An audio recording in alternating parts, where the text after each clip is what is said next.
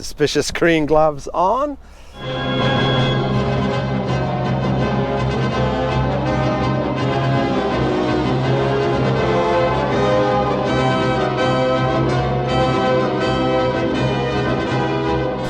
What are you up to there, Nick Murray? Well, I'm here at my local Porsche dealership, sitting in a Spyder, the 718 Spyder, the 2020 model. And today we're going to try and answer the question that obviously keeps us all awake at night, is this really worth 20 grand more than the GTS Boxster, which has obviously got the same engine, 6-speed gearbox, much the same car. And just for laughs and giggles, we're going to have a look at the slightly older 2019 GTS, the one with the 2.5 litre 4-cylinder engine that sounds like a Subaru.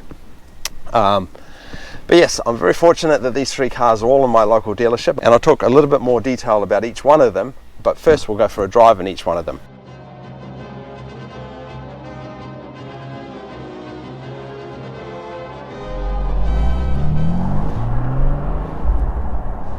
Okay, here we go, the 928 Spyder.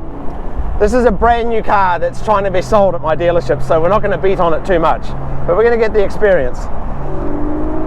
And right away, sports exhaust is on, and we're going to hear the howl of that engine. I'll drop it down. Yeah, I mean, right away, the things that I notice, the gearbox, I mean, it's just millimeters of travel, really. Obviously there's Alcantara everywhere, and these sports seats, you know, just like any Porsche sports seat situation, you sit very upright, you're very snug.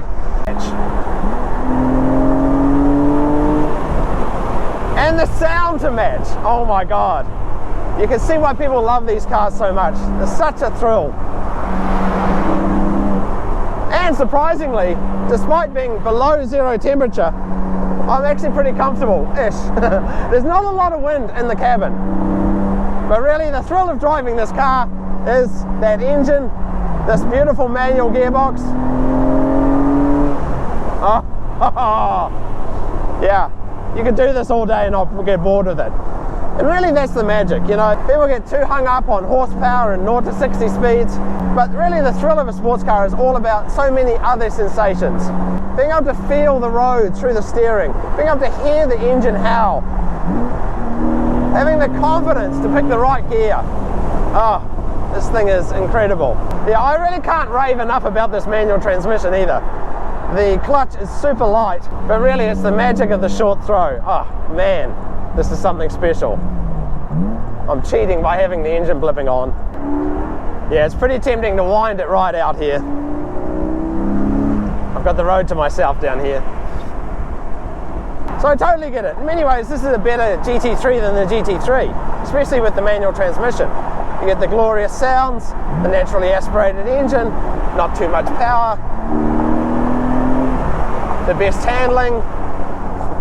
What's not to love about this car? I guess it's really its only fault that it doesn't have the 911 styling. And I guess that's part of the problem with any Cayman or Boxster, is that people like to have the 911 shape. And I'm certainly one of those people. I always feel a little awkward in a Cayman or a Boxster, like I'm too old for this type of car. Like this is a young person's car. A two-seater roadster or coupe, you know, that's a young person's car. Whereas, you know, the 911 is more for us old grey-haired fuddy-duddies. But still, you can't get past what a thrill it is to drive.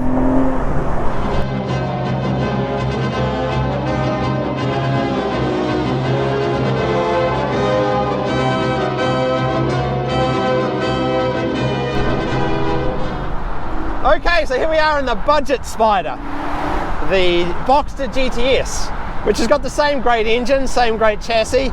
It's just a little more, I don't know, comfortable. That's right. It's not as balls to the wall as you'd expect. The engine still sounds the same. Maybe not quite as loud. Maybe that exhaust is a little more tuned in the Spyder. And of course, everything's just a little less taut.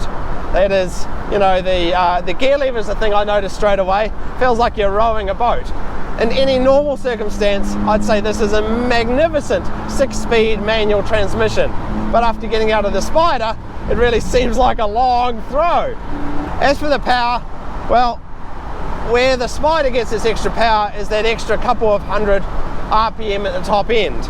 So this car's got the same torque and is basically the same speed 0 to 60, so it doesn't feel any less powerful. Feels same to me. So as you'd expect, it's more similar than dissimilar. It's not quite the mini GT3 that the Spyder is, but pretty close. You're still getting the great taut chassis. The handling feels quite similar. This has got a little more body roll in it. You're still getting that same responsive, awesome sounding engine. It's just, you know, you're not getting hugged by the seat as much. You're a little more comfortable. You know, it doesn't feel quite as special, but still is easily the most amazing Boxster I've ever driven.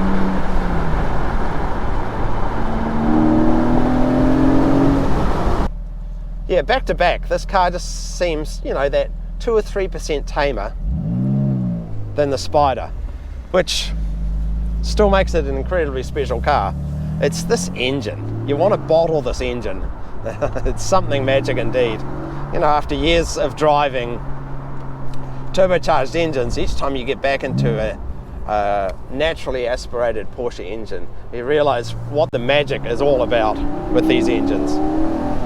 So I've got to be a little careful what I'm doing because I'm on summer tires and it's below freezing outside, so it'd be so easy to end up sideways.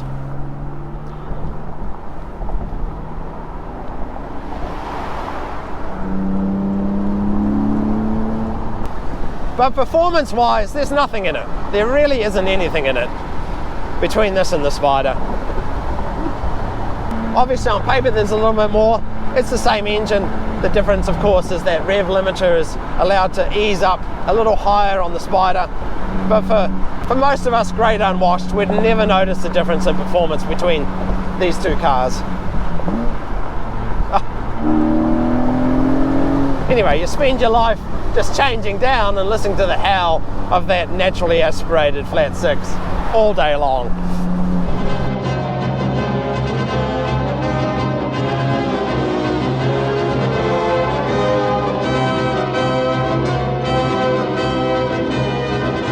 So really, what are the advantages of the Spyder? Well, obviously the Spyder is a far more special car. It looks special.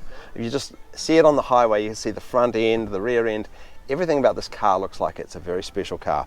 And obviously if you option it with the bucket seats, it feels completely different to drive than the standard Boxster. Everything from the gear lever to the sound of the car, everything seems a little bit more taut. And as I said in the driving part of the video, it really does feel like a mini GT3, which is really what the GT4 version of this car is.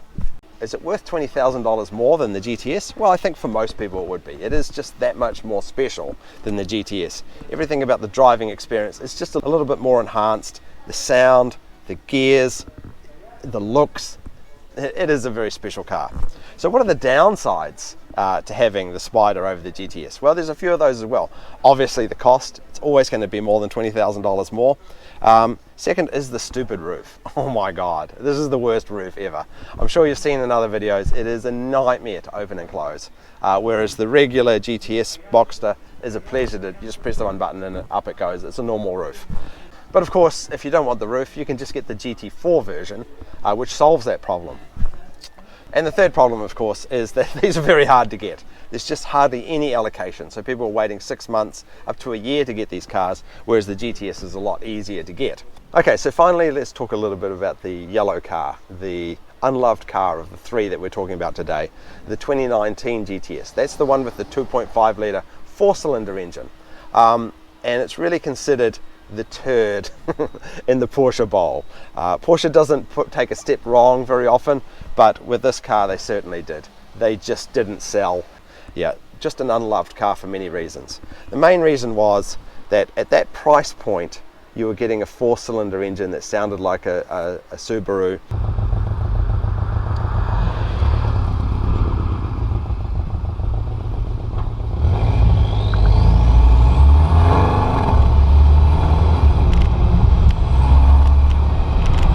and it just never sold. You know, dealers that had the 2.5 litre GTS on the showroom floors, they just sat and sat, and they ended up selling them at huge discounts, 20 or 25% off. It was impressive. I feel sorry for anyone that paid full retail sticker for the 2.5 litre GTS, because the depreciation was off the edge of a cliff.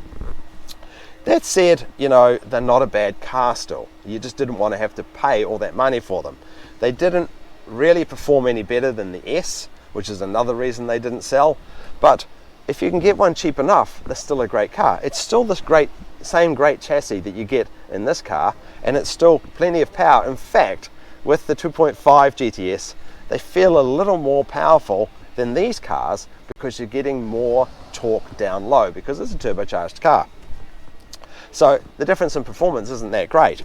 But the real benefit of the old GTS is now that they've taken the depreciation hit. They can be had for in the $50,000 or $60,000. So they're a bargain compared to the new GTS or the Spyder, of course. So if you're spending $50,000 to $60,000 on that car, which is basically the same car, just doesn't sound as good, or you can spend in the 80s for the GTS, or you can spend in the hundreds for this car. So there is a bargain model to be had now in the GTS.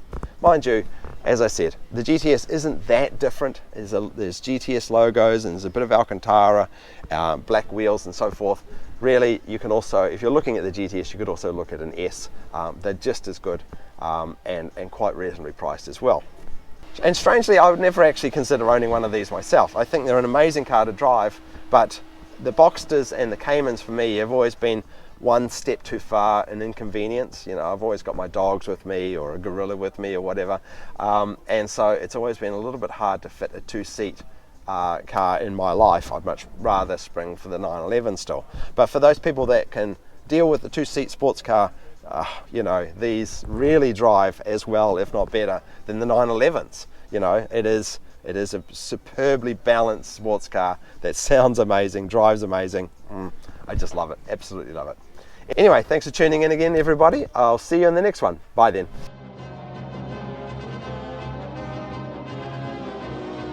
And if you're wondering where to acquire the ridiculous t-shirts that I wear in my videos, they're all here in my store, all your favorites, including offensive stamps and my rapid dry towels as well.